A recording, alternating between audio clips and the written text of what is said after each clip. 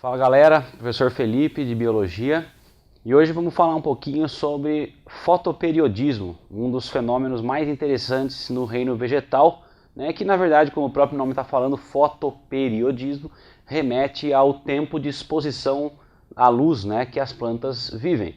Na verdade, o tempo de luminosidade, né, que uma planta é submetida. A gente pode pensar, né, que durante a primavera e o verão o dia, né, é mais longo do que a noite, enquanto que no inverno, né, outono e inverno, o dia é mais curto que a noite. Isso na verdade acontece pela posição da Terra em relação ao Sol, e nós animais, seres humanos, temos meios nervosos, né, de perceber isso, como a sensação térmica e a própria visão. Agora, as plantas não têm sistema nervoso, né, então a questão que fica é, como que elas sabem que elas estão na primavera, verão, ou no outono e no inverno? O responsável por isso, por essa percepção, é o pigmento fitocromo, né? Um pigmento azulado existente nas folhas, que existe em duas formas. A forma fitocromo R, que é a forma inativa, e a forma fitocromo F, que é a forma ativa. Essas duas formas se convertem entre si, né, durante o dia, principalmente.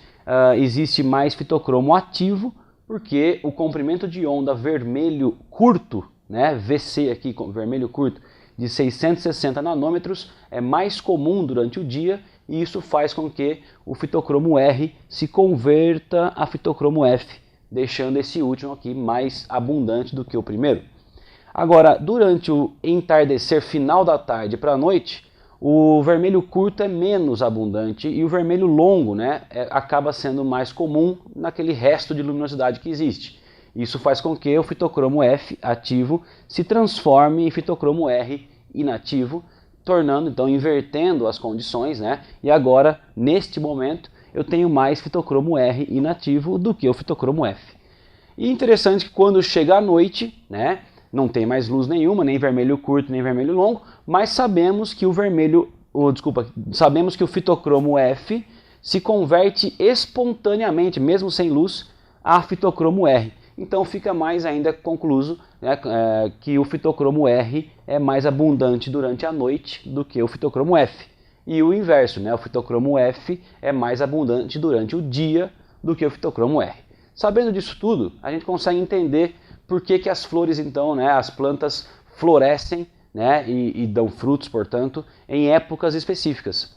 É importante, antes de mais nada, sabermos a definição da palavra floração. Florescer, né, significa o quê? Floração é o período do ano em que desabrocham as flores de uma espécie, né? Então, a gente conhece várias flores, né, várias plantas que florescem no verão, né, começo do ano e tal, e várias flores também que só vão aparecer lá em julho, que a gente só vai poder comer os frutos lá no inverno, né? Então, isso tudo está baseado exatamente no comportamento desses fitocromos. E nós, na biologia, então, classificamos essas plantas de acordo com o tempo de luminosidade que elas podem receber para poder produzir flores, né? Então existem dois grupos mais importantes, chamados plantas de dias longos, PDL, e plantas de dias curtos, PDC. Fica até óbvio também o outro nome para esses dois grupos, né? Plantas de dias longos ou noites curtas, né? E plantas de dias curtos ou noites longas. Obviamente, então, as plantas de dias longos são aquelas que florescem quando recebem luz por um tempo maior que seu fotoperíodo crítico. Fotoperíodo crítico, galera, é um limite de luminosidade que todas as plantas têm, tá? Então, se uma planta de dia longo não recebe luz por um tempo menor que esse limite, ela não vai florescer. Por isso que o nome dela é dia longo.